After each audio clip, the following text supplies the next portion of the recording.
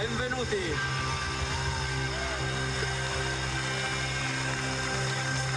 Siete pronti ad imparare una cosa importantissima? Mentre vi state accoppiando con la vostra dolce donzella, state zitti, al limite emettete dei suoni tipo ah, oh, ah, vengo, non di più. Perché se dite delle frasi sconvenienti, essa si impermalosisce e non capiamo come mai. E adesso vi forniremo un purpurì di frasi da non dire assolutamente mai.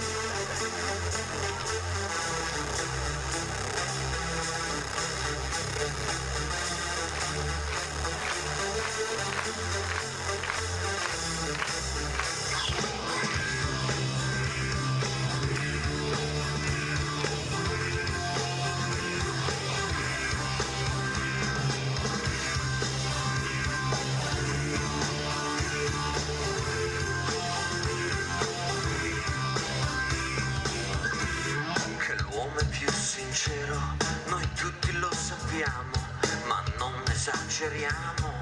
No, non esageriamo. Nell'atto sessuale ci sono delle frasi che è meglio evitare. Per esempio? Te l'ho detto della telecamera, amore facciamo in fretta che inizia la partita. Sai che su questo letto è morta zia Nina.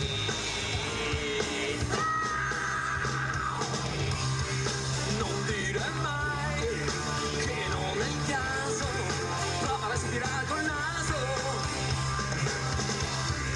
Non dire mai, non vale la pena, non si parla con la bocca piena.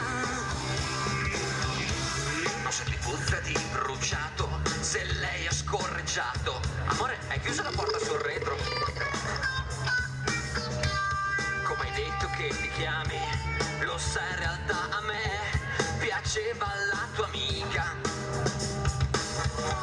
Sei brava come la mia ex, amore non trovo più le chiavi delle manete. Sai conosco un estetista che fa ottime cerette.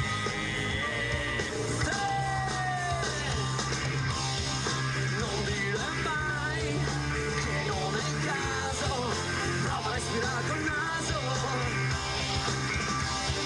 Non dire mai, non vale la pena, non si parla con la bocca piena. Amore, sai io così stringe le chiappe e tu godi di più. È il mio materasso attacco a te verde, o sei tu che sei eccitata. Sei la prima donna che mi porta a letto e non devo gonfiare.